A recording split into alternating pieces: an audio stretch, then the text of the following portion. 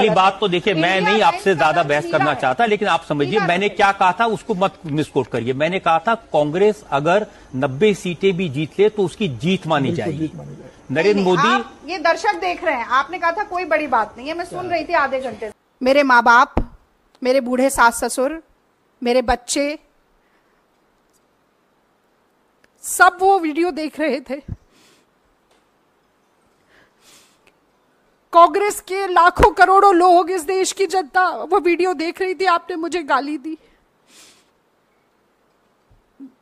सिर्फ इसलिए कि मैं ईमानदारी से अपनी पार्टी का काम कर रही हूँ, इसलिए कि मैं ईमानदारी से अपनी पार्टी का काम कर रही हूँ। और सिर्फ गाली नहीं दी, उसके बाद सुबह आपने मुझे धमकाना शुरू किया। आपने कहना शुरू किया कि अगर प्रेस कॉन्फ्रेंस किया जाएगा तो डेफेमेशन का केस करेंगे। मतलब आप चोरी करें, उसके बाद आप सीना चोरी करें। आपको लगता है कि धमकाने से हम डर जाएंगे?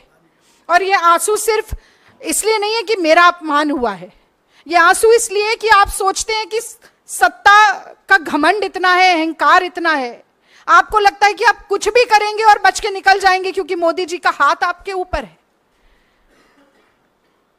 आप गाली दें, उसके बाद आप कहें कि आप ही डेफेमेशन का केस करेंगे और कांग्रेस पार्टी पीछे हट जाएगी। मैं याद दिलाना चाहती हूं आपको रजत शर्मा जी, महात्मा गांधी ने इस देश में सबसे पहले अभय का पाठ पढ़ाया था।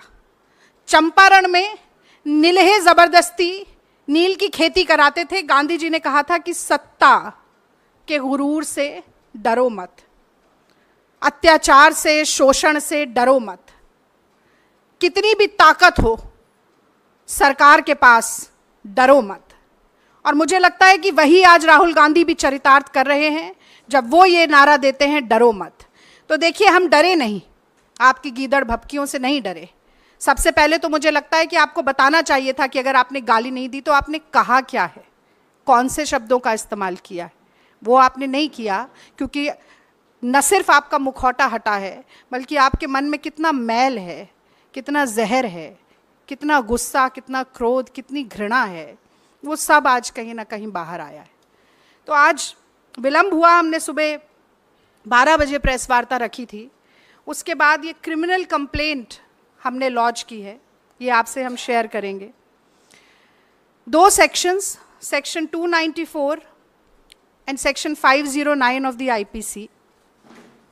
सेक्शन 294 कहता है, whoever to the annoyance of others does any obscene act in the public place or sings, recites or utters any obscene song, ballad or words in or near any public space shall be punished with imprisonment of either description for a term which may extend to 3 months or with fine or with both. और दूसरा section 509, outraging modesty of a woman. Whoever intending to insult the modesty of a woman utters any words, makes any sound or gesture, or exhibits any object intending that such word or sound shall be heard, or that such gesture or object shall be seen by such woman, or intrudes upon the privacy of such woman, shall be punished with the imprisonment for a term which may extend to 3 years, and also with fine. तो आपकी धमकियों और गीदड़ भपकियों से आपने चुप कराने की कोशिश की, खामोश कराने की कोशिश की।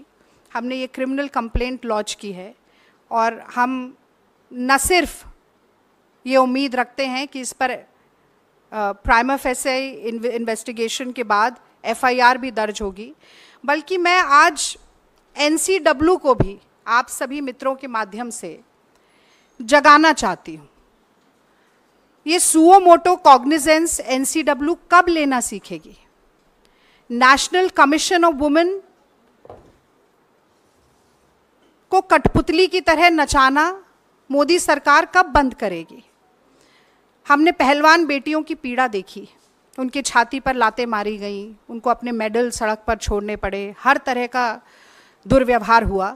तो मोदी जी से बहुत ज़्यादा अपेक्षा नहीं है, पर एक बार फिर आज गेंद उनके पाले में भी है कि कहीं ना कहीं नारी शक्ति की बात करना, नारी वंदन की बात करना, तमाम बड़े बड़े नारे देना नारियों से संबंधित, आज उन सभी का एक बड़ा फैसला, उनका सत्यापन करने का एक बड़ा फैसला वो ले सकते हैं। है।